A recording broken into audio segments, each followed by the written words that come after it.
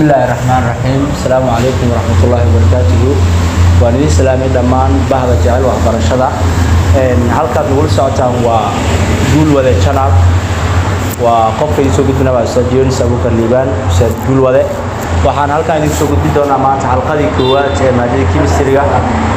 chemistry-ga gala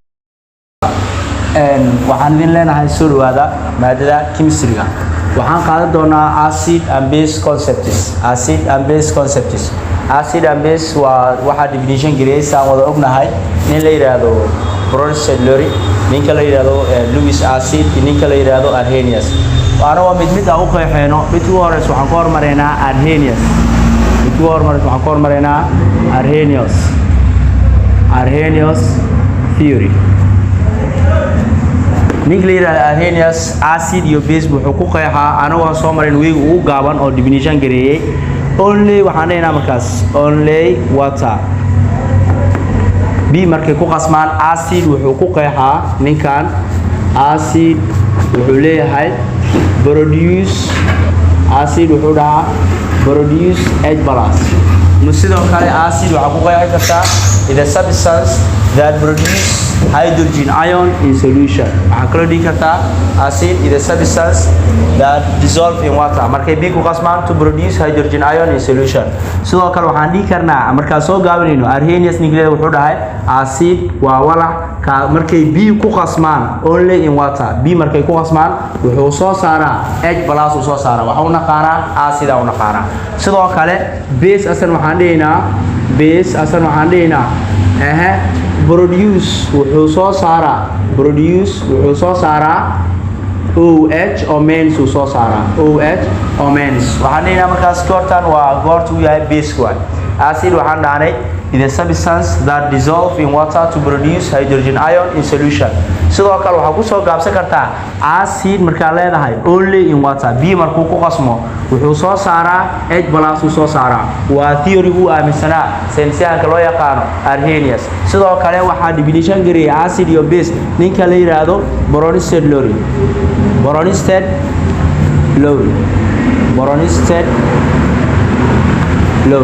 Bronsted Lowry asan wuxuu ku qeexaa acid wuxuu sheegaa acid inay tahay proton donor so wuxuu sheegaa laakiin acid any solvent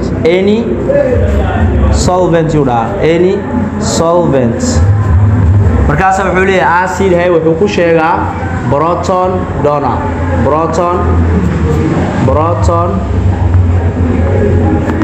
proton donor inay tahay acid wuxuu ku sheegaa proton donor inay tahay ama inay soo saareyso H+ proton donor inay soo saareyso base asan wuxuu ku sheegaa kan waxaan dhihinaa acid base asan wuxuu dhahaa proton acceptor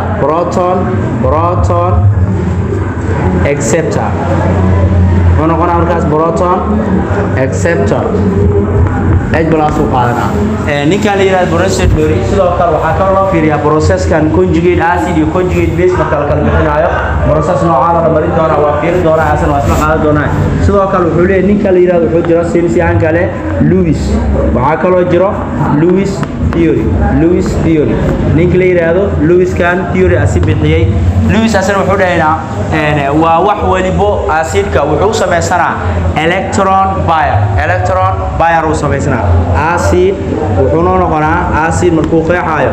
electron pair except or electron pair donor uu sameeysanaa sidoo kale base asan wuxuu sameeysanaa markaas electron pair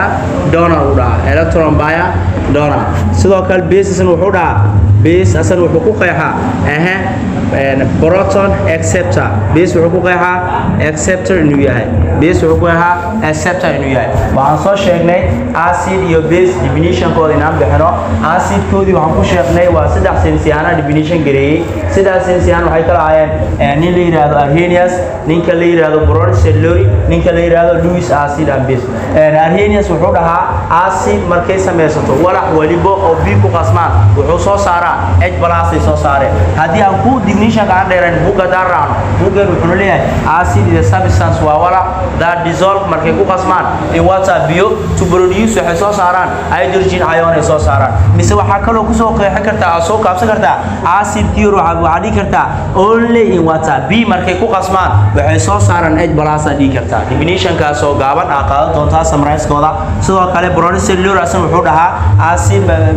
base asan ku qeexan sorry base wuxuu leeyahay base produce hydroxide ion goorme way laakiin arrhenius marka joogno only in water b markay ku qasmaan way sidoo kale ninka asan wuxuu qeexaa process markuu marayo marka joogno in organic user wuxuu adeegsadaa in organic chemistry markuu tahay process oo maray bronicellular maxaa leenahay acid proton donor H ay bixiyaan sidoo kale goorme way laakiin solvent markuu yahay ay sidoo kale muxuu noqonaa proton acceptor base inuu noqdo sidoo kale meeshan waxaan rabnaa inaan ku definition gareyn markaas hadda wax la yiraahdo conjugate acid maxaa la conjugate base maxaa la conjugate acid waa qeexid doonaa conjugate base na waa qeexid doonaa process anoo marayno anagoon ku tusaale qaadan markaas buugeen manhajka soo noo bixinayo waxaarna inaan hadda aan fahanno waxaan soo fahanay concept iyo ku aadana acid iyo base concept ku aadana sidoo kale oo acid saddex selsiyaana soo qeexay saddex selsiyaan waxay kala ahaayeen Louis Arrhenius bronicellular iyo Lewis acid sidoo kale hadda waxaan definition gareynaa wax la yiraahdo conjugate acid iyo conjugate base conjugate inaan qaadano base conjugate base aan qaadanayna conjugate base anoo ku saal qaadanayno markaas buugeen anoo ku saal qaadanayno sidoo kale conjugate base maxaa leenahay conjugate base waxaan dheynaa when formed ay waxaan ku dibisha galnaa when formed conjugate base acid donates a proton when formed acid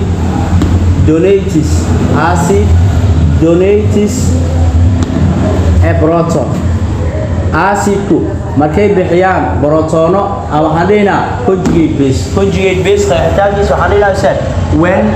when formed waxay sameysmaan acid donates a proton acid yadu markay bixiyaan a proton markay bixiyaan waxauna qaaraa conjugate base andina qaacido loo yaqaan waxaan leenahay markaas formula u sameysanaynaa formula of conjugate base waxaan leenahay conjugate base formula waxauna qaaraa acid markuu bixiyo H waxauna qaaraa conjugate base andina conjugate base definition kiis maxaa leenahay conjugate base definition kiis waxaan leenahay formed wuxuu sameysmanaa acid donates a proton acid yadu markay bixiyaan ee protonka waxaan leenahay conjugate base andina sidoo kale formula oo adeegsan karno waxaan leenahay acidka markay bixiyaan H sidoo kale waxaan leenahay conjugate base andina acidku markay bixiyaan protonka waxaan leenahay conjugate base andina example tusaale hadaan soo qaadana fiiri tusaale aan soo qaadano waxa kamid ah fiiri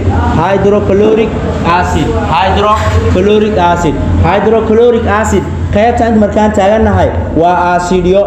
in markaan taaganahay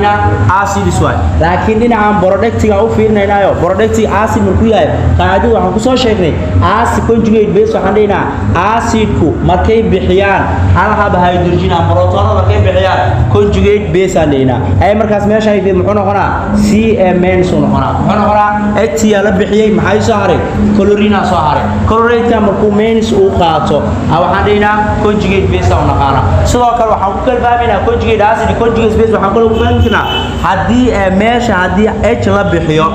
H meesha ku taalay hadii iska bixiyo waxaan leenahay conjugate base waay oo hadii means na meesha ay qaato conjugate acid conjugate base waxaan kala fahmi karnaa plus iyo means markay kala qaataan conjugate acid conjugate base aan leenahay conjugate base waxaan ku naqaanaa CB aan leenahay kan why CB aan dhaaray fiiri H la bixiyay meesha dad muxuu ku noqday means hadii means aragti conjugate base waay hadii plus aragti waxaan leenahay conjugate acid waay kan example kuwaad waa example labaad fiiri waxaan sii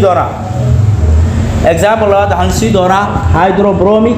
hydrobromic acid hydrobromic acid كان and إنت ماشى من كتاي حنينا acid واي إنت كتاي حنينا acid واي conjugate base مركون نقرايو BR كان محي سميس من أوسط ويكالب حساب محي نقرأ ماين سو نقرأ هم سوا كله محي نقرأ hydrobromic acid مركيتا هاي إتا إني جارة يستأكتو أي محي نقرأ مركيتا كلام محي نقرأ بروميك بي ار inay kaarkada u istaagto ay qaadato menis qaybta menis ka qaadatay waxaan idhaa markaas conjugate base oo naqaana conjugate base iyo conjugate acid waxa uu kala fahmaynaa hadii ay qaybta productiga uu qaato menis waxaan idhaa conjugate base hadii uu qaybta kale uu balance uu qaatana qaybta balance waxaan idhaa conjugate acid aan idhaa tusaale kale ay noo keeno buugeena hydrobromic acid uu soo qaatay sidoo kale waxaan idhaa hydrofluoric acid ka qaybta producti markaan fiirinayo H markay gaara u istaagto balaas ay qaadato inta muxuu noqonaa markaas F oo meen qaybta waxaan dhinaca markaas CB aan dhinaca CB maxaan ku wadnaa conjugate acid conjugate base aan wadnaa CB conjugate base CA waxaan dhinaca conjugate acid aan dhinaca acid CA waxaan dhinaca conjugate acid aan dhinaca meesha hadda waxaan ku soo definition gareynay conjugate base maxaa la conjugate base waxaan dhinaca when formed markay sameysmaan acid donates markay acidyadu ay bixiyaan proton acid markuu bixiyo conjugate base and dina sidoo kale qaacdo loo adeegsado conjugate base waxa kamid ah acidku markay bixiyaan H waxaan dhina conjugate base and dina conjugate base and dina tusaale fiir markaas hydrochloric acid qaybta inta markaan taaganahay waa acidyo inta markaan wareegano fiir qaybta muxuu noo qaatay means uu qaatay qaybta means qaatay conjugate base and dina sidoo kale waxa ku xijin doona next video hadii ilaahay insha Allah conjugate acid asoo ma doona aad u maasantiin sida wacan wanaagsan aad ugu socotaan ugu dhiirigeliseen insha Allah waa next video inta ku soo gudbino waxaan idin tahay assalamu alaykum wa rahmatullahi wa barakatuh